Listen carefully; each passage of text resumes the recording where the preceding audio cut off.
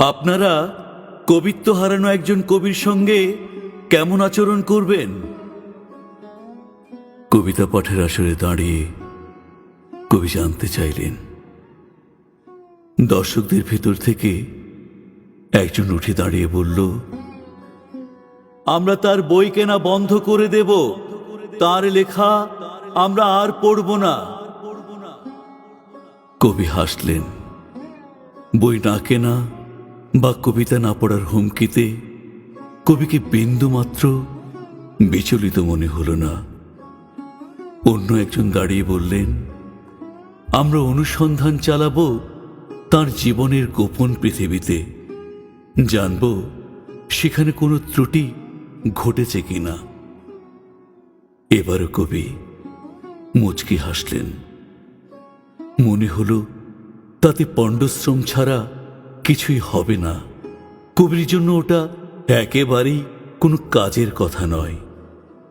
ওই যুবকের বক্তব্য শেষ হতেই উঠে দাঁড়ালেন এক প্রৌঢ়।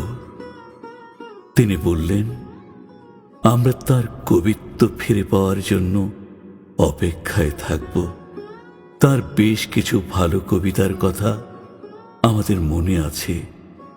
তিনি যদি আর লিখতে নাও পারেন, তবু তিনি আমাদের প্রিয় কবি হিসেবেই আমাদের মধ্যে বেঁচে থাকবেন।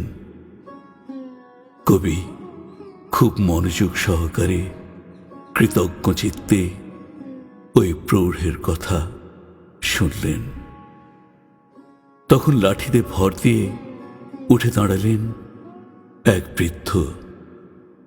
তিনি বললেন, আমরা কবির জন্য ঈশ্বরের কাছে প্রার্থনা করব, কেননা কবিত্ব হচ্ছে ঈশ্বর প্রদত্ত এক ধরনের সৃষ্টি শক্তি, যা কবির মাধ্যমে ঈশ্বর সমাজকে দান করেন। কবিত্ব হারানোর জন্য আমি তাই শুধু কবিকে তাই বলে মনে করি না, আমি মনে করি সমাজে ঘটে যাওয়া নানাবিধ অপরাধের কারণেও একজন কবি কবিত্ব হারাতে পারেন। তাই কবির জীবন চরিতে নয়, আমরা অনুসন্ধান চালাবো আমাদের সমাজ চরিতের মধ্যে সমাজের কোথায় ঘটেছে সেই অপরাধ।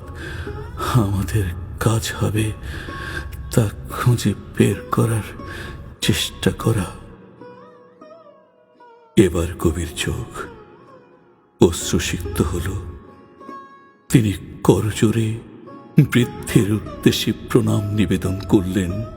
মনে হলো হঠাৎ করে কবির বুকের ভিতর থেকে সেই পাথরটি সরে গেছে, যা তাঁর আবেগের প্রবাহকে দীর্ঘদিন রুদ্ধ করে রেখেছিল।